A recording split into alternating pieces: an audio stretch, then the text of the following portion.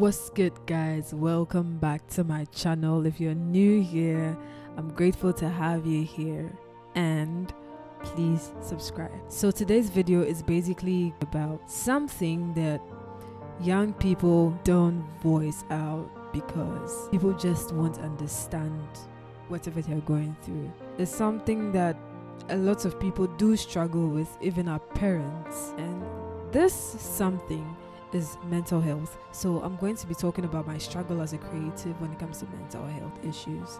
So let's get into it. I'm really going to be straightforward about this, and please forgive me if I say something that really does not sit well with you. I'm really sorry. I apologize in advance. And if you can also relate, you can kindly, comment down and let's get interactive there as well. And also feel free to talk to me about share your stories with me, anything that you want to talk about, anything related to mental health. If you want to share with me as well, I'll put down my Instagram handle and then we can interact. So let me get into it. I don't even know where to start from, but I'm just going to talk anyways. This is not structured. So I struggle with depression and anxiety. It's been a reoccurring crisis in my life. Months ago, I was battling with depression, and it had to do with a relationship that I got myself involved in.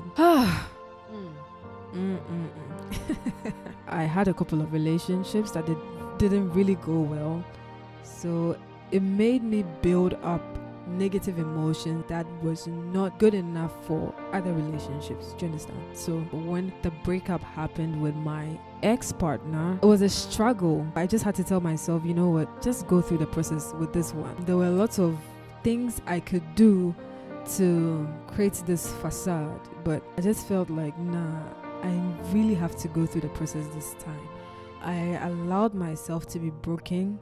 I was so depressed. A lot of people don't get what depression is. I'll probably talk about that in a different video. I was depressed and I really didn't know what to do. I didn't want to talk to anyone. I wasn't communicative. I was not talking to most of my friends. It was just my close friends once in a while to check up. But I was really struggling, and I felt like no one understood the pain I was going through, because it looked like I was talking about the same thing over and over again. And at some point, I just felt like, you know what, my friends got tired of me ranting about the same thing all over again. So I decided to lighten the burden on them. So I withdrew and I was basically on my own, because I started telling myself that, you know what, you're not the only person going through whatever you're going through. Your friends also have their struggles. Everyone is having their meltdown in one way or the other.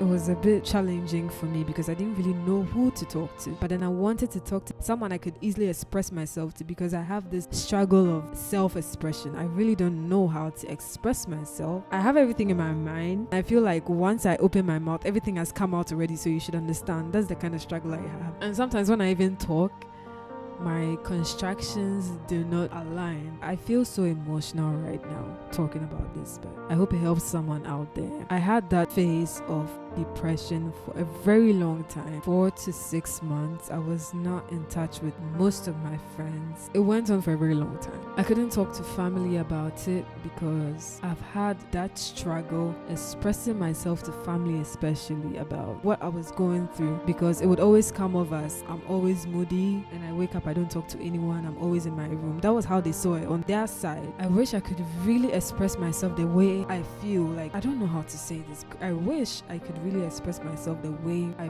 feel in my heart, but words could not come out at the time. I couldn't find the right words to use. I got tired of explaining myself. I was just there, I just wake up. If I have to go to work, I go to work, come back home, and my routine was just like that. Wake up, go to work, come home. Wake up, go to work, come home, just like that. I've spoken about the family aspect, my relationship aspect, and then friendship as well. I decided to see a therapist, but Ghanaian therapists, man, I don't know, but Ghanaian therapists, it's difficult to express yourself. I'm really sorry, I'm not shading anyone, but it's very difficult to express yourself to a Ghanaian therapist, because at the end of the day, they end up judging you before you even start whatever you're saying. Do you understand? I feel like a therapist should be able to have that listening ear to understand or listen to you. Sometimes you don't even need a therapist to say anything to you. Like, you just want the person to sit there and then you voice out everything.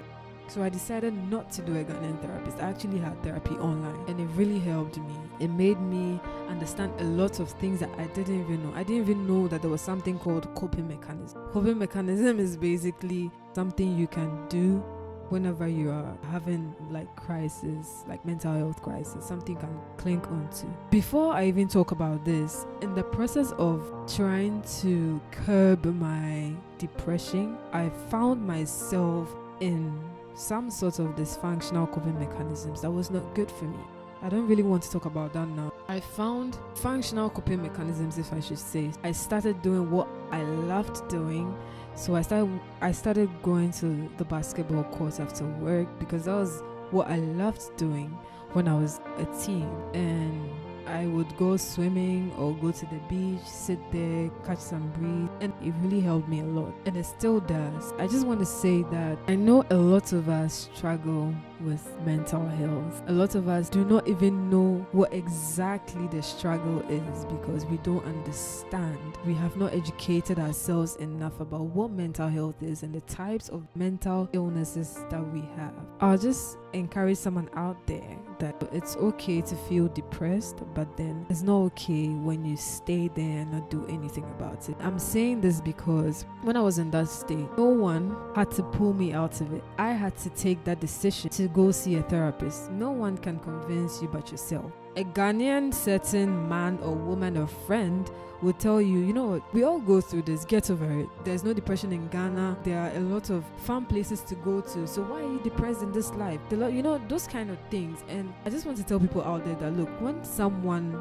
approaches you, when someone comes to you, you don't say certain things to them because at the point, anything can happen. There was a time in my life where I got really suicidal. I had suicidal thoughts racing through my head from morning till evening. Almost every single. It's not a comfortable place to dwell in. It's really not. When someone opens up to you to talk about what they are going through, I think the only thing you can do is just sit back and listen to them. And when they are done talking and you don't really understand what they're saying, the only thing you could just say is, I'm here for you and that you are not alone.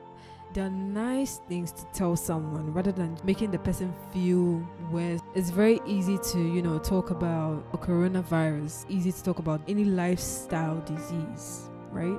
And it's so easy to talk about even HIV/AIDS. It's easy to talk about other STIs and the fact that AIDS is real. So when you want to have sex, use a condom, protect yourself with contraceptives, all those kind of things.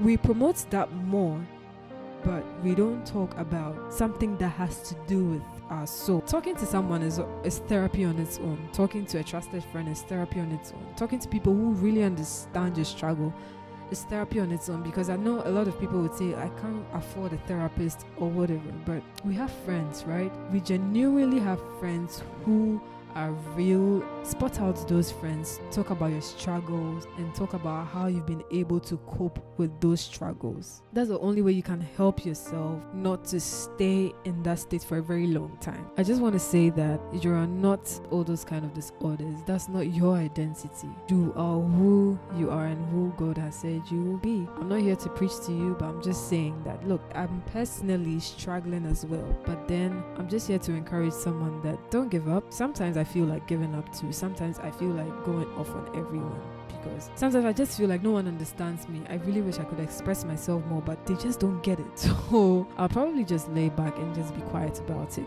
Understand the human process. Don't make it look like I'm a strong black woman, I'm a strong black man. We can't fail, or we can't, all those kind of things. Understand the fact that you are human, that you can be vulnerable. If anyone having mental health disorders, anyone having mental health issues, just want you to know that we've got this. This is not the end of the road. Don't forget this. Stay safe and stay sane. I love you. Peace out.